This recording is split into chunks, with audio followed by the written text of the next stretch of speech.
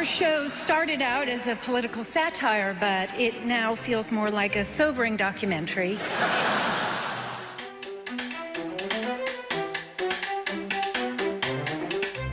Long-running comedies, especially in the US, tend to take it for granted that their characters need to develop, which generally means to improve as people. In Veep, show creator Armando Iannucci and his successor, showrunner David Mendel, understood that Selina Meyer needed to evolve over the seasons too. It's just that here, Selina's character development consists of her getting strikingly worse. Aloha Kemi Taliba Talbot. Ooh. That sounds like a terrorist to me, folks.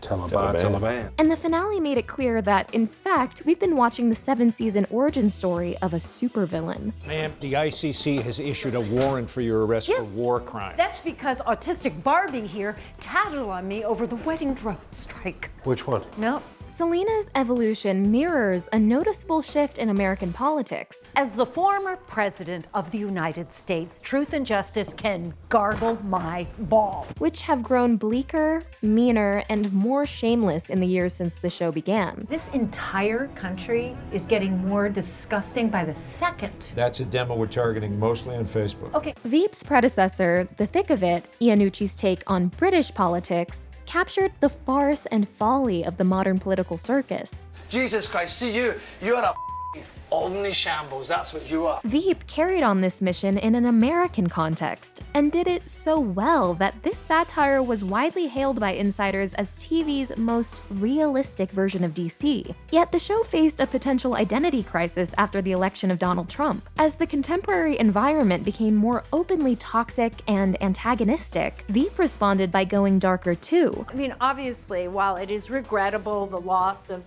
innocent lives, I will never, ever apologize for keeping Americans safe. Molding its characters into recognizable symbols of very recent and raw world events. Math was created by Muslims.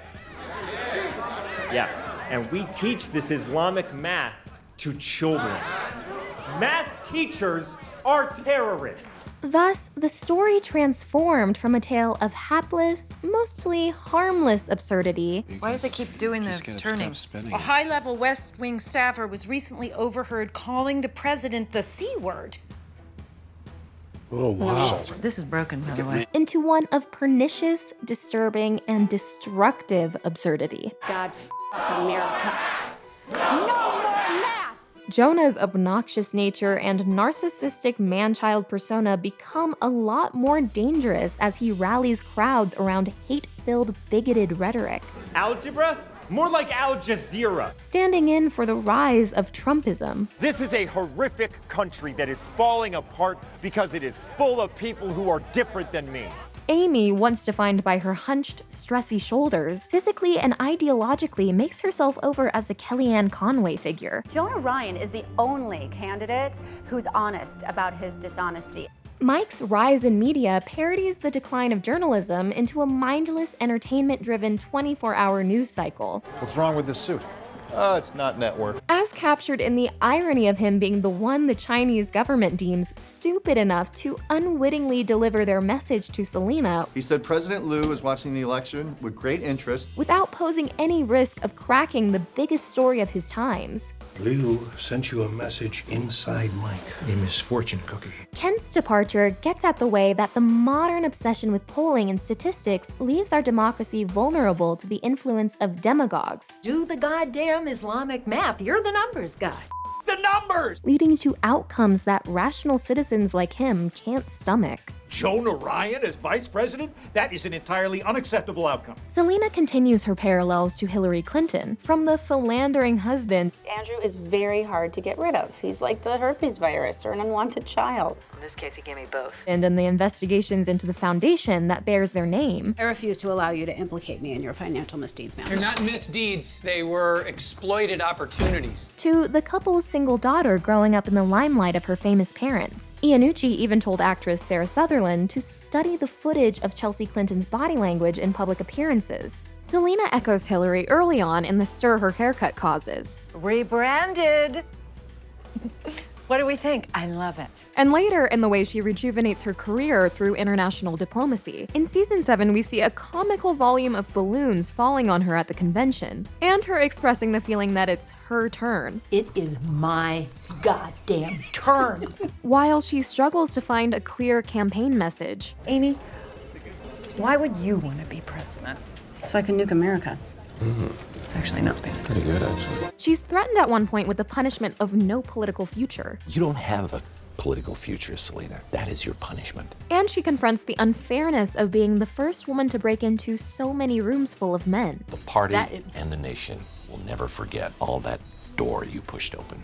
Yes, backwards and in heels. Only to face criticism from a new generation of women who take for granted a more progressive set of starting assumptions. So how about giving a little thanks to the women like me who built the ladder that you use to get up onto your soapbox? How about for once in your life, you stop whining, you stop complaining, and just man up? The final season throws in all these real-world references. Thousands of women have joined Not Me to say they've never dated you and never will. Okay, thousands of unattractive women. But then mixes them up and reconfigures them. If Ivanka weren't my daughter, perhaps I'd be dating her. You know? So what would you say to someone who might ask, how can they marry their step-siblings? I'm not her brother, and I never was.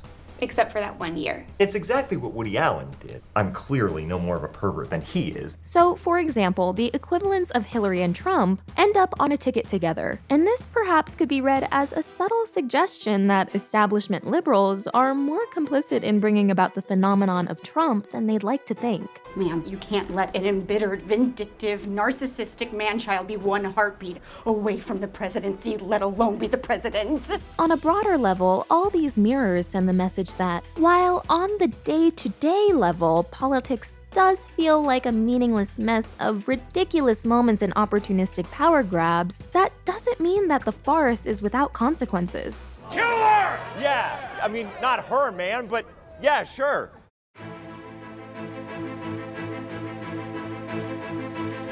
Selina might remind us of another female leader on an HBO show who went dark in the end. Avar, Valar, Rinjar, Tolegregovobotis.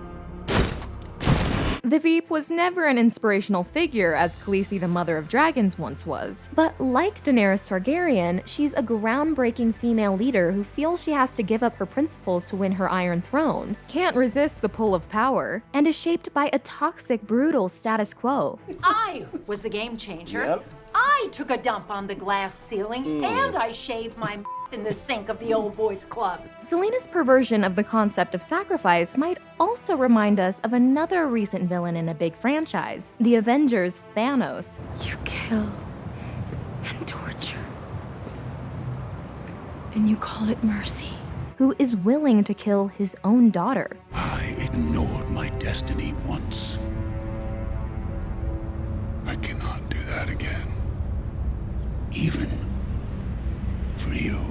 And these parallels underscore that all of these popular stories are, to varying degrees, speaking to a deep and important crisis of ethics that's going on in our current world. Madam President, how do you respond to people sick and tired of politicians offering nothing but thoughts and prayers when it comes to mass shootings? And I want to offer them my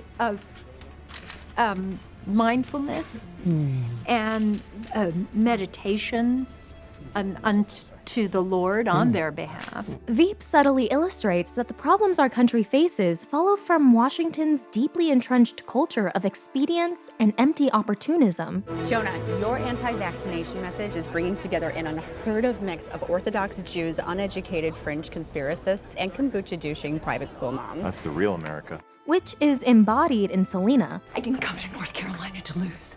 I don't even like to change planes here. Her determination to get ahead by any means necessary, with the shrug that that's just how it's always been, is reinforced by the song that plays as she makes her deal with the devil to get the nomination.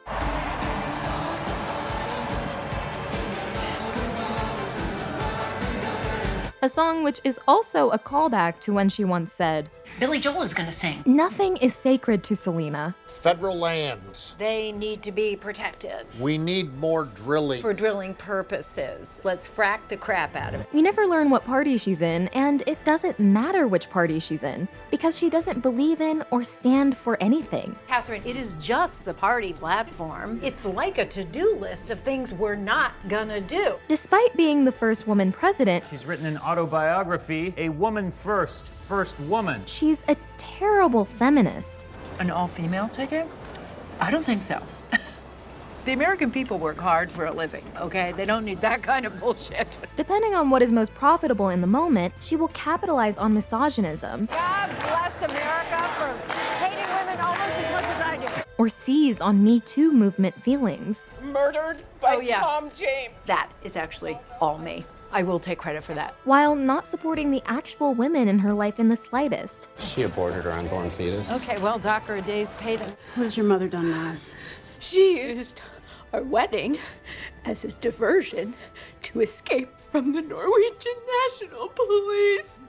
Smart. As it takes Selina's by any means necessary mantra to its extreme, the finale shows how what initially seemed inane and laughable is in fact powerfully sinister and poisonous. You are the worst thing that has happened to this country since food in buckets and maybe slavery. And it reminds us that even if we do live in a corrupt world that's dominated by self-interested rich monsters, we shouldn't be taking it for granted that we have to elect leaders who are terrible people. Well, if Thornhill strayed once, there might be others. Maybe a crack whore if we're lucky. Call me naive, but isn't that unethical? You're naive. Welcome to politics. It is still possible to stand for something and accomplish something good.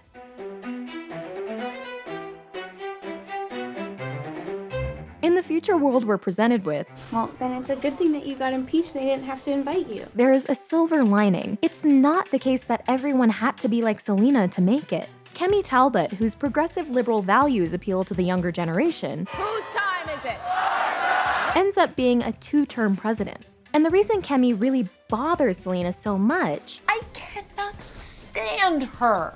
maybe because she represents a future that actually has some ideals and can't be fully bought. Did President Meyer find a way to steal the nomination from me like she stole South Carolina? Stealing South Carolina is the bedrock of our political system, Senator. If you can't figure out how to steal South Carolina, you have no business being president. And after Kemi, it gets even better. President Richard Splett goes on to solve the Israeli-Palestinian conflict. President Splett's historic three-state solution Middle East peace agreement, for which he won the Nobel Prize. And what's perfect about Richard's ultimate ascendancy is that he's the inverse of Selina. Splett has always come across as a ridiculous character for his lack of a filter. You have a doctorate? 2.